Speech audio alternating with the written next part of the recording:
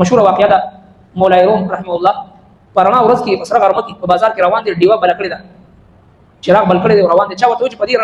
نور ته په چراغ فاصدع بما تؤمر واعرض عن المشركين انا كفيناك المستهزئين الذين يجعلون مع الله إلها آخر فسوف يعلمون ولقد نعلم أنك يضيق صدرك بما يقولون فسبح بحمد ربك وكن من الساجدين واعبد ربك حتى يأتيك اليقين صدق الله العظيم. سورة الحجر آية نمبر 94 سورة مباركة بآخره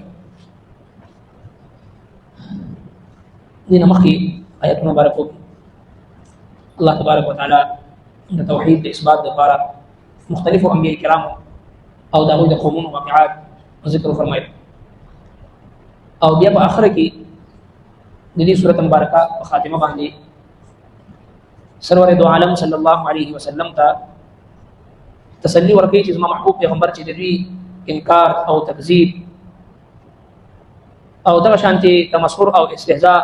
د مشرکین باندې ته هم جنکی ګما ځکه چې دې چې هر څومره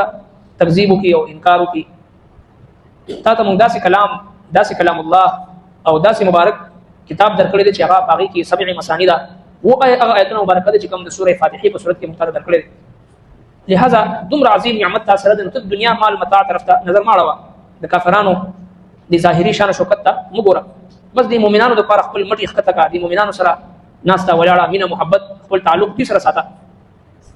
او چې کوم منکرین دي دوی سره به مونږه ګورو او دوی ته به سزا ورکو ضرور به ضرور د دوی نوازه تاسو کومه هغه عملونه چې کوم دوی کوي اوس په دې ځکه فرمایي چې کوم حکم تاسو ملو شوی د مختلف کار دوی ته بیانوا او دغه شانتي لري اوسېګه د مشرکانو نه د دې آیت مبارکو شان نزول داسې دي چې ابتداء رسول الله صلی الله علیه وسلم په پټه باندې او په ډېر حکمت سره انفرادي تور باندې دعوت او تبلیغ بچلو او بیا داسې وخت راغی چې مسلمانانو جماعت مضبوط شو او داسې په کافرانو کې ښکارا جرأت پاتې نشو چې هغه مسلمانانو باندې علي اعلان داسې ظلم کړی نو چې کله داسې مقرره الله رب کائنات حکم فرمایي زما محبوب پیغمبر اوس على الاعلان چې دعوت کار کوي د دې آیت مبارکو د نزول نه بعد رسول الله صلی الله علیه وسلم با على الاعلان دعوت او تبلیغ وکاو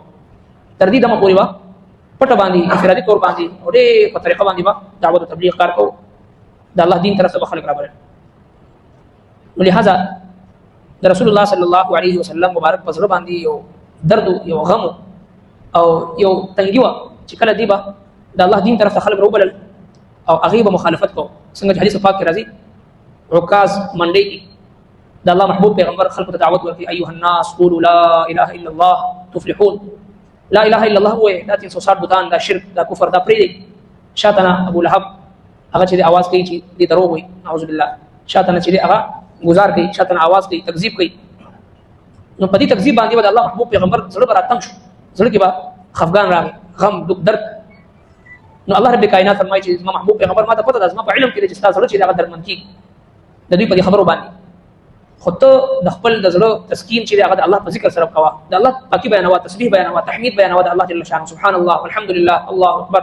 سبحان الله الحمد لله لا اله الا الله الله اکبر تسبیح بیانوا د الله تبارک وتعالى حمد بیانوا د الله جل شانه او سجده کوه ان عبادت نوافل کوه او عبادت کوه تر هغه وخت پورې تر څو پورې چې یقیني خبره یعنی مرګ راغلی نه فرمای فصدع الصفا هو بما هغس تؤمر چې تا ته حکم درکول شي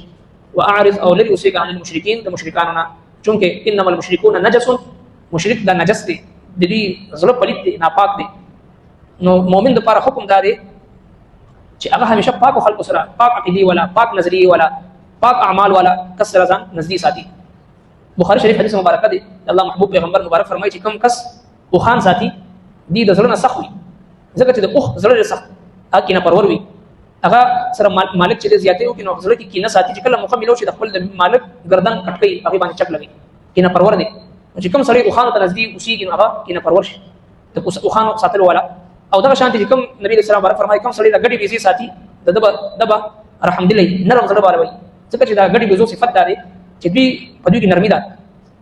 نو شل دیش او سل 2-3 سودانی وي چې کله یو आवाज ورته مالک کینو په یو आवाज باندې په یو چیت سره چې یو طرف ته رامات شي او په بل आवाज سره چې بل طرف ته رامات شي دي کې نرمي ده چې کوم سړی د غړي بيزي سره د ګډو بيزو د صحبت هغه اثر دا چې د زړه وسره نرم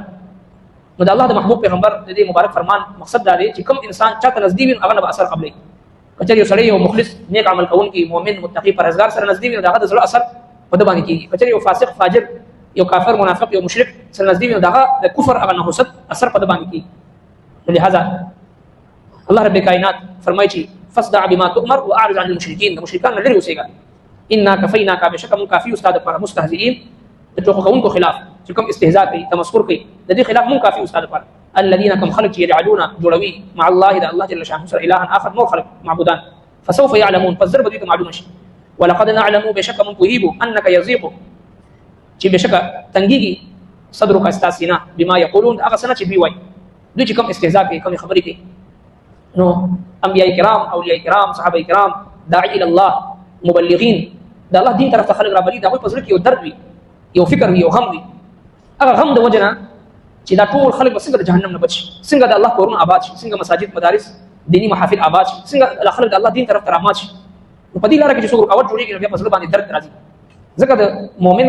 او د کافر فرق دغه ځل د درد نه معلومیږي مشهور واقعه ده مولای روم رحمه الله پرانا ورځ کې په سره غرمت په بازار کې روان دي ډیوا بل کړی دا چراغ بل کړی دی روان دي چا وته چې په دې نور ته په چراغ